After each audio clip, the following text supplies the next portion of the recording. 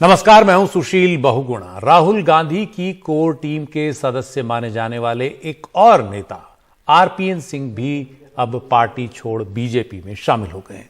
वो यूपीए सरकार में गृह राज्य मंत्री रहे हैं। ज्योतिरादित्य सिंधिया और जितेंद्र प्रसाद के बाद वो तीसरे बड़े युवा नेता हैं जिन्होंने बीजेपी का दामन थामा है, और ये कांग्रेस के लिए एक बड़ा झटका है। पुनर्विचार का समय है कि आखिर पार्टी के साथ ऐसा हो रहा है तो क्यों। बहुत सालों से, बहुत समय से तमाम लोग मुझसे कहते थे कि भारतीय जनता पार्टी में आपको जाना चाहिए। बहुत समय से सोचा, पर अंत में यही कह सकता हूं प्रधान जी, देर आए दुरुस्त आए। बीजेपी की पर्ची ली, बीजेपी का अंगवस्त्र लिया और बीजेपी के हो गए टीम राहुल के सदस्य आरपीएन सिंह।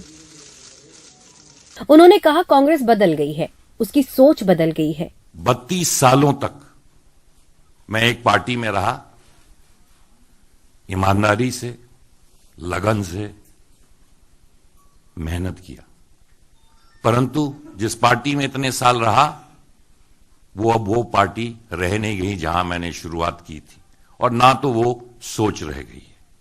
अगर देश में राष्ट्र निर्माण करना है और देश में आगे बढ़ाना है तो मैं एक छोटे कार्यकर्ता के हैसियत से हमारे ओजस्वी प्रधानमंत्री जी के सपनों को पूरा करने के लिए जो भी प्रयास होगा अवश्य करूंगा। आरपीएन सिंह अनुभवी नेता रहे, 3 बार विधायक रहे, सांसद रहे, मंत्री रहे, फिलहाल झारखंड के प्रभारी थे।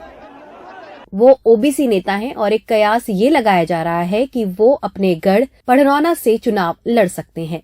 ये वो सीट है जहां बीजेपी से सपा में गए स्वामी प्रसाद मौर्य सपा के उम्मीदवार बन सकते हैं। 2009 के संसदीय चुनाव में उन्होंने यहीं से मौर्य को हराया था। ये लोकतंत्र है, कौन कहां आता है, कहां जाता है, कौन कहां चुनाव लड़ता है, कहां चुनाव नहीं लड़ता है, ये बहस का मुद्दा नहीं है और ये बहुत गंभीर बात भी नहीं है। लोकतंत्र में किसी को कहीं से भी चुनाव लड़ने का अधिकार है। अब बीजेपी की स्ट्रेटजी हो या बीजेपी की भूल हो, ये तो परिणाम बताएंगे कि बीजेपी के लिए ये दांव कितना महंगा पड़ता है। ज्योतिरादित्य सिंधिया और जितेंद्र प्रसाद के बाद वो तीसरे नेता हैं जिन्होंने टीम राहुल को झटका दिया है। कांग्रेस ने उनके जाने पर तंज कसा। संघर्ष करने वाले वो होंगे, वो रुकेंगे, जिनको ईडी सीबीआई का डर होगा वो चले जाएंगे। आदरणीय राहुल गांधी जी तो बहुत पहले कहे थे, जिसको किसान, नौजवान, गांव गरीब के मुद्दों को लेकर लड़ना है, देश को बचाना है, प्रदेश को बचाने की आवाज बनना है, संविधान को बचाने की आवाज बनना है, वो कांग्रेस पार्टी में रहेगा, और जिसको नहीं लड़ना होगा वो चला जाएगा। तो कोई नई बात तो नहीं है। सोनिया गांधी को अपना इस्तीफा भेजने के बाद आरपीएन सिंह ने जो ट्वीट किया उसमें नरेंद्र मोदी, अमित शाह और जेपी नड्डा के नेतृत्व और मार्गदर्शन में काम करने की बात कही। राहुल गांधी को टीम के तीसरे बड़े नेता हैं आरपीएन सिंह, जो हाल फिलहाल में भारतीय जनता पार्टी से जुड़े हैं। लेकिन सवाल ये है कि ये तीनों नेता, लेकिन खासकर आरपीएन सिंह, क्या फायदा उत्तर प्रदेश के चुनावों में भारतीय जनता पार्टी को दिलवा सकते हैं। नई दिल्ली से कैमरा पर्सन पूजा आर्य के साथ नीता शर्मा, एनडीटीवी इंडिया के लिए। तो आरपीएन सिंह का कांग्रेस छोड़ना और बीजेपी में जाना क्या बदलेगा, क्या बदलाव लाएगा यूपी की राजनीति में, इस पर बात करने के लिए हमारे साथ हैं हमारे वरिष्ठ सहयोगी मनोरंजन भारती। मनोरंजन, क्या कांग्रेस के लिए बदलेगा और क्या बीजेपी को फायदा होगा आरपीएन सिंह के पाला बदलने से? देखिए, पहले 2 बात करूंगा। क्या बीजेपी को फायदा होगा? बीजेपी ने स्वामी प्रसाद मौर्य के जाने के बाद जो पूर्वी उत्तर प्रदेश में जो कुछ पिछड़ा, ऐसा लगा कि पिछड़ा वोट को लेकर के एक जो उहापों की स्थिति बनी, केवल स्वामी प्रसाद मौर्य नहीं, दारा सिंह और बाकी नेता समाजवादी पार्टी में गए, उसके डैमेज कंट्रोल के लिए कराया गया। और जहां तक मेरी जानकारी है, आरपीएन सिंह का जाना काफी महीनों से इस पर बातें हो रही थी, लेकिन हमें यह बताया गया था कि इस चुनाव के बाद वो जाएंगे। शायद वो इस चुनाव का रिजल्ट देखना चाहते थे, उसके बाद तय करना चाहते थे 2024 के लोकसभा चुनाव के वक्त, उससे पहले जाने के लिए। लेकिन बीजेपी ने इसको प्रीपोन किया। उनको लगा कि स्वामी प्रसाद मौर्य के साथ जाने के बाद एक पिछड़ा चेहरा चाहिए, और वो वैसा चेहरा उनको मिला आरपीएन के रूप में, जिसकी छवि जो है 10 जनपद के काफी नजदीकी रही है, क्योंकि उनके चुनाव प्रचार में सोनिया गांधी, राहुल गांधी सब जाते रहे हैं। आरपीएन को क्या मिलेगा इसके एवज में?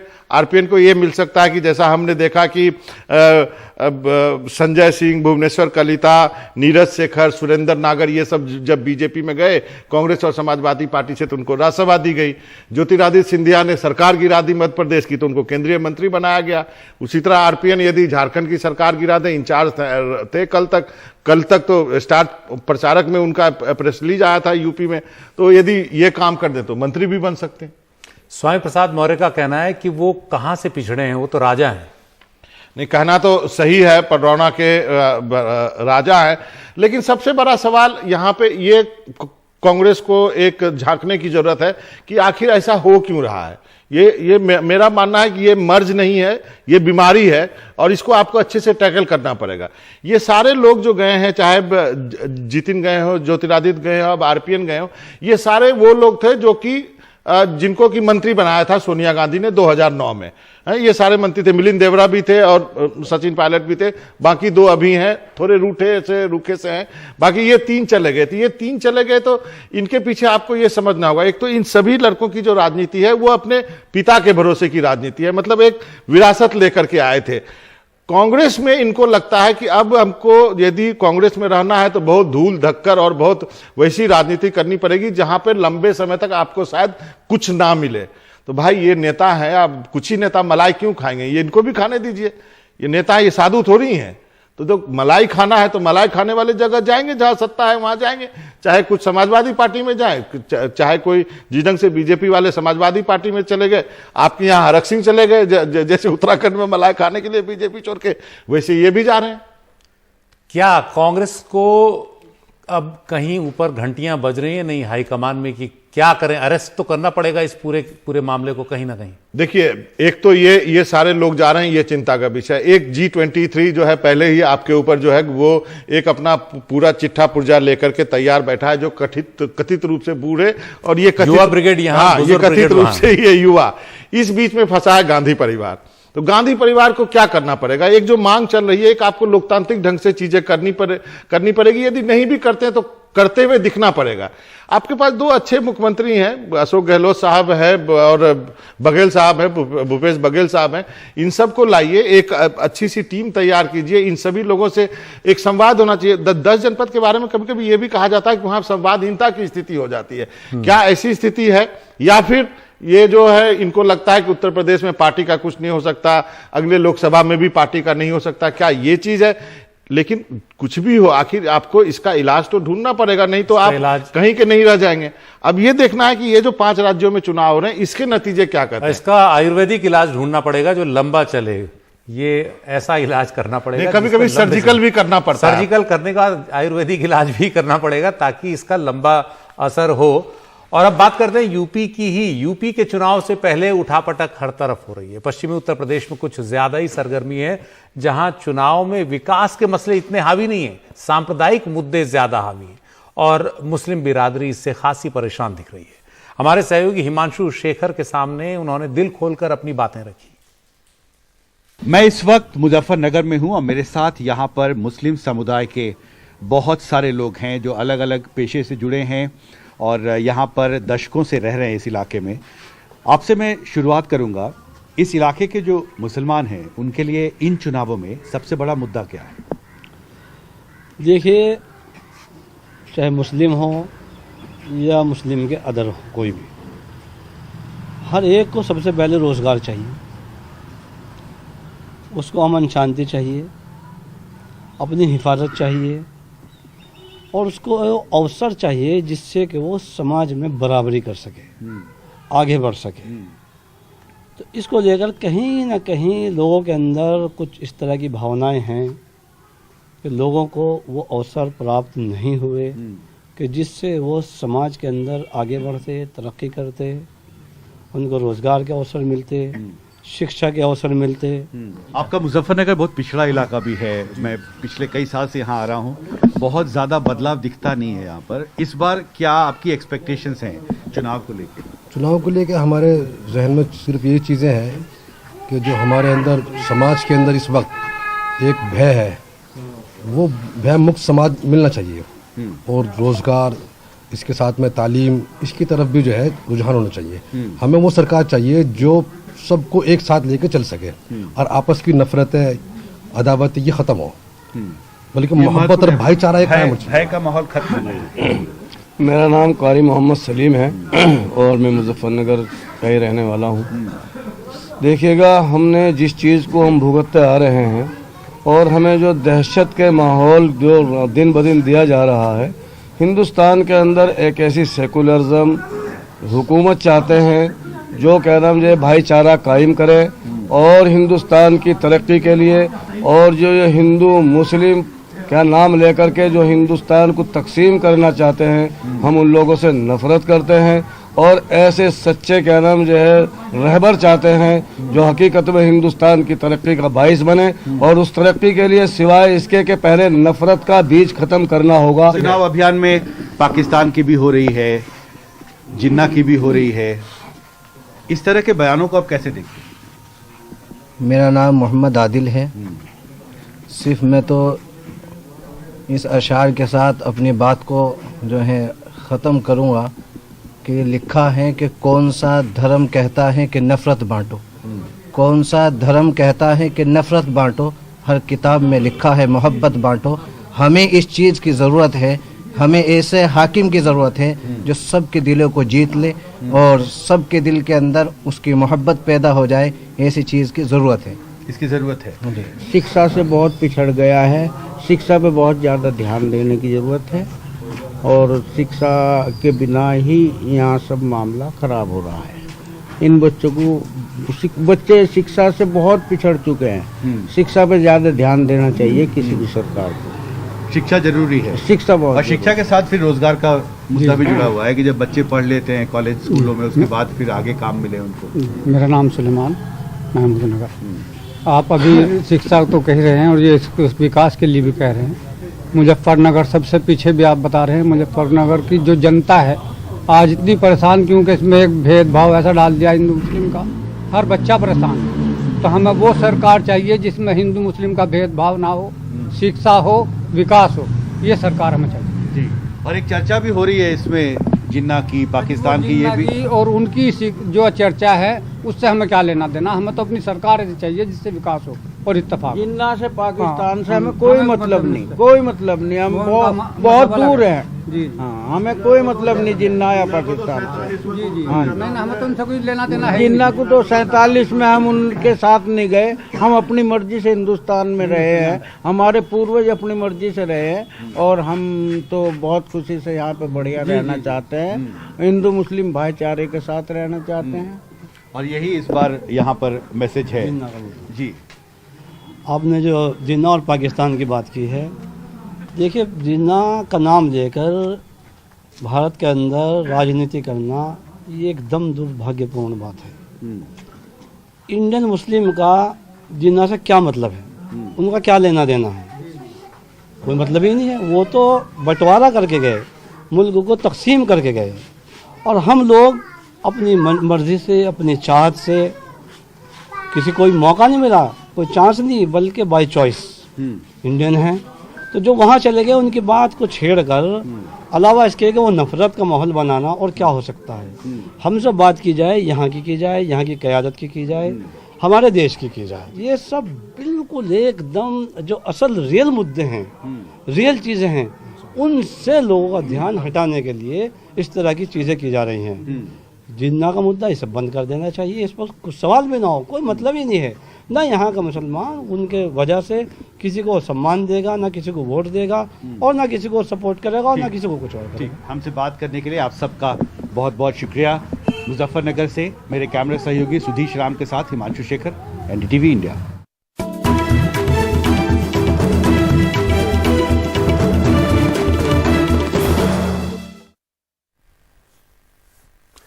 और अब खबर बिहार से। बिहार में रेलवे रिक्रूटमेंट बोर्ड की नॉन टेक्निकल पॉपुलर कैटेगरी यानी NTPC की परीक्षा के रिजल्ट के खिलाफ बिहार के कई जिलों में नौजवानों का आंदोलन फैल गया है।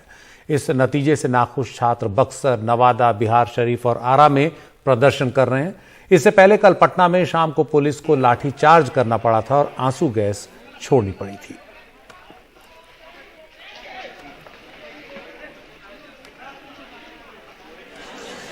अभी आप 23 तारीख से एग्जाम होने वाला है और 1 महीना पहले जो है आप नोटिफिकेशन दिए हैं कि ग्रुप डी में 2 एग्जाम होगा।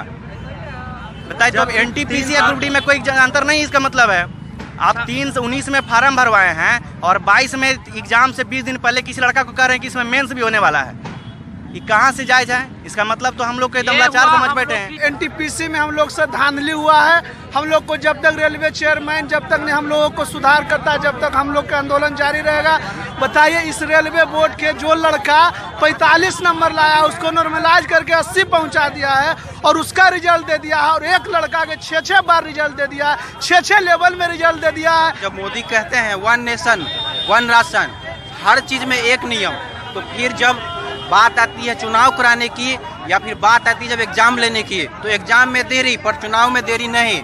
क्यों? क्योंकि वो उनका अपना काम है, तो अपना काम में कोई देरी नहीं चाहता है। जब मैंने अपना रॉ मार्क्स चेक किया था तो मेरा मार्क्स था 75 और मैंने मात्र 7 क्वेश्चन गलत किया था। उसके बाद जब रिजल्ट आया और मैंने आंसर मिलाया तो मेरा नंबर 70 नंबर कर दिया गया था और उसमें बोला गया कि आपका 5 क्वेश्चन इग्नोर किया गया है। इग्नोर का मतलब होता है कि जो क्वेश्चन सेट किए थे क्वेश्चन पेपर, उसमें 5 क्वेश्चन गलत दिया गया। तो उसमें मेरा क्या गलती है जो इसमें 5 नंबर काटा गया? सीधे मेरा 70 नंबर कर दिया गया और परसेंटाइल में मात्र 2.5 नंबर बढ़ाया गया। जैसे भीख है, गवर्नमेंट हम लोग को भीख नहीं दे रही है, मेहनत करके हम लोग ने मार्क्स लाया था, अपना मन से गलत क्वेश्चन के बदले 5 क्वेश्चन काट दिया गया। उनको कहा जाए कि आप चुनाव लड़ रहे हैं जो विधायक, उसको कहा जाए कि आप MBA पास करके आइए। कोई माइक कलल विधायक MBA पास करके आके लड़ लेगा चुनाव से अगर 5 दिन पहले कहा जाए कि आप MBA करके आइए तब आप नॉमिनेशन फाइल कीजिएगा। NTPC CBT 2 7 को 20 गुना रिजल्ट दिया जाए। दूसरा है रेलवे ग्रुप डी CBT 2 का रिजल्ट CBT 2 एग्जाम का कैंसिल किया जाए। नहीं होगा तो बाद में तब हमारा आधमार जिंदगी है, आधा जीना है आधा मरा, तो फिर बाद में फिर जिंदगी तो पे लगा दिया भगत सिंह जैसे। तो फिर जब हम लोग इस तरह कर दीजिएगा तो क्या करेंगे? वैसे मरे हुए हैं तो वैसे मरने के लिए भी तैयार हैं हम लोग। खिचड़ी बना बना करके 5 साल से हम लोग खा रहे हैं, लेकिन ये सरकार जो अंधी बैठी हुई है। और ये देखिए, ये हिटलर शाही सरकार है। वो कैसा नोटिफिकेशन जो छात्र के जो अच्छे शिक्षक नहीं बता पा रहे हैं कि ये कैसा नोटिफिकेशन है। बिहार में एक जेपी निकलता है और केंद्र की सरकार हिल जाता है। और मोदी हम ये कहना चाहते हैं, बहुत हुआ जुमलेबाजी, अब युवा को सुनना पड़ेगा। इन छात्रों की मायूसी और इनकी नाराजगी बता रही है कि बेरोजगारी का क्या हाल है बिहार में भी। हमारे साथ हमारे सहयोगी मनीष कुमार हैं। मनीष, अगर संक्षेप में समझना चाहें, इन छात्रों की असली शिकायत क्या है और इनके साथ हुआ क्या? देखिए, ये रेलवे की ग्रुप डी की करीब 35,277 पोस्ट है जिनके लिए पीटी का रिजल्ट आया है और इन छात्रों को उम्मीद थी कि कम से कम 20 गुना रिजल्ट आएगा, यानी कि जो 35,000 हैं तो कम से कम 7 लाख 7.5 लाख लोगों का रिजल्ट आएगा। लेकिन इसमें हुआ ये है कि करीब 4 लाख ऐसे लोग हैं जो आए हैं, उनका किसी का दो जगहों के लिए, किसी का 7 जगहों के लिए एक ही विद्यार्थी का डुप्लीकेशन हो गया है, जिसके कारण अब ये छात्र कह रहे हैं कि जो और छात्रों को मौका मिल सकता था उनका एक तरह से उनकी हकमारी हुई है। रिजल्ट में कहीं ना कहीं धांधली हुई है।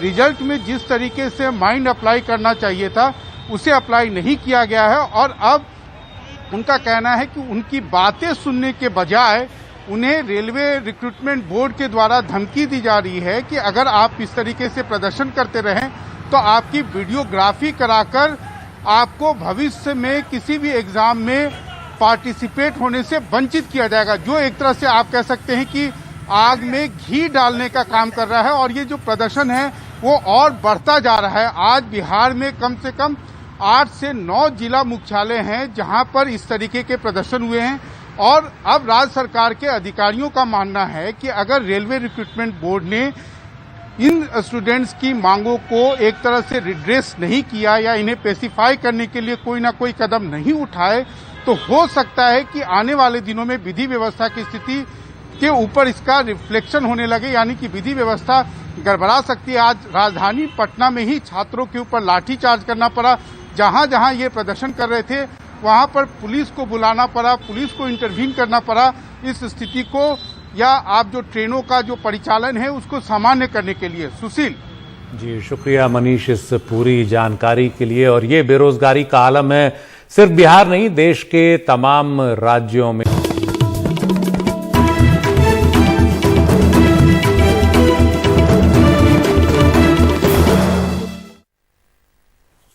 पंजाब विधानसभा चुनाव में इस बार एक भाई बहन चर्चा का काफी विषय बने हुए हैं। ये हैं बॉलीवुड एक्टर सोनू सूद और उनकी बहन मालविका सूद। दरअसल मालविका सूद पिछले ही दिनों कांग्रेस में शामिल हुई। उसके बाद कांग्रेस ने मोगा से उन्हें चुनाव लड़ने के लिए टिकट भी दे दिया। अब सोनू सूद के लिए उन्हें जिताना अपनी प्रतिष्ठा का सवाल बन गया है। 2 साल पहले लॉकडाउन के दौरान प्रवासी मजदूरों की मदद करके खूब नाम कमाने वाले बॉलीवुड अभिनेता सोनू सूद अपनी बहन को चुनाव जिताने में लगे हैं। सोनू सूद की छोटी बहन मालविका मोगा से कांग्रेस उम्मीदवार हैं। चुनाव प्रचार में सोनू पूरी तरह मालविका के साथ होते हैं, लेकिन सोनू सूद किसी एक पार्टी के साथ भी खुद को जुड़ा हुआ नहीं दिखाना चाहते। मेरा काम तो मदद करना है, मुझे कोई फर्क नहीं पड़ता स्टेट का। मेरे लिए सारी स्टेट्स, धर्म, जाति सब एक है। मुझे आप बुलाते रहेंगे, मैं काम करता रहूंगा, तो फर्क नहीं पड़ता कि मैं किसी पार्टी को बिलोंग नहीं करता और मैं सबको सपोर्ट करता हूँ। मालविका अपने और अपने परिवार के समाज सेवा वाले कामों के साथ ही सोनू सूद के स्टारडम पर भी निर्भर हैं।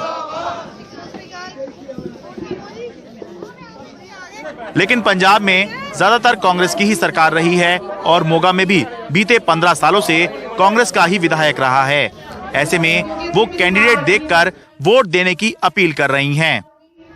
देखो उम्मीदवार बहुत सारे हैं, वोट थोड़ी मर्जी ना तुसी पानी, लेकिन तुसी सोचो कोरोना के टाइम पे केड़े उम्मीदवार बाहर निकले। मुझे लगता है कहीं ना कहीं वोटर्स जो है समझदार हो गए हैं। अब की बारी वो किसी पार्टी को देख के नहीं, इंसान को देख के डालेंगे। उनको मालूम है कि मालविका सूद कोविड के दौरान भी बहुत काम किया उसने, और उससे पहले भी सोशल वर्क बहुत करती थी। और कहीं ना कहीं वो जो विश्वास है लोगों का हमेशा बना रहता है उस इंसान पे जब वो वोटिंग करते हैं। मोगा से कांग्रेस की उम्मीदवार मालविका सूद हैं, लेकिन सही मायनों में चुनाव सोनू सूद भी लड़ रहे हैं, क्योंकि मोगा का चुनाव सोनू सूद के लिए प्रतिष्ठा की लड़ाई बन गया है। बहन को चुनाव जितवाना भाई की जिम्मेदारी है। मालविका सूद को चुनौती दे रही हैं आम आदमी पार्टी की उम्मीदवार डॉक्टर अमनदीप अरोड़ा।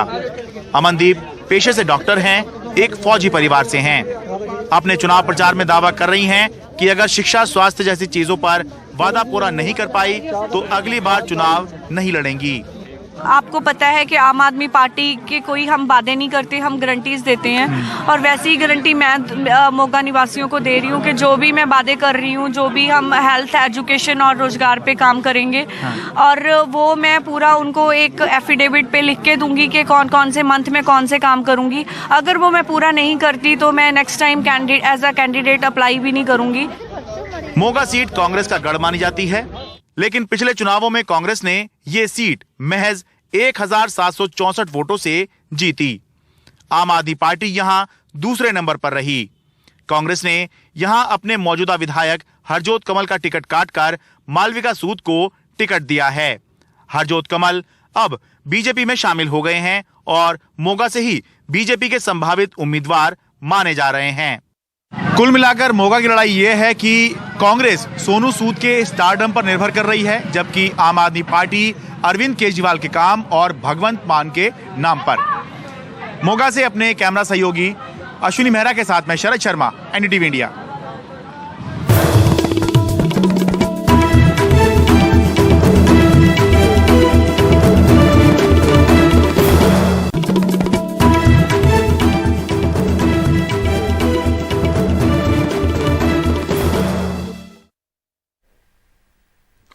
कोरोना के ओमिक्रॉन वेरिएंट के तेजी से फैलने से कोरोना की जो तीसरी लहर भारत में आई है वो अब खत्म होने के कगार पर है। ये दावा है आईआईटी हैदराबाद और आईआईटी कानपुर के कुछ प्रोफेसर्स का, जिन्होंने मैथमेटिकल मॉडल के हिसाब से ये बात कही है कि इस लहर में दूसरी लहर से कम ही कोरोना के मामले आएंगे और फरवरी की शुरुआत से मामलों में गिरावट दिखनी शुरू हो जाएगी।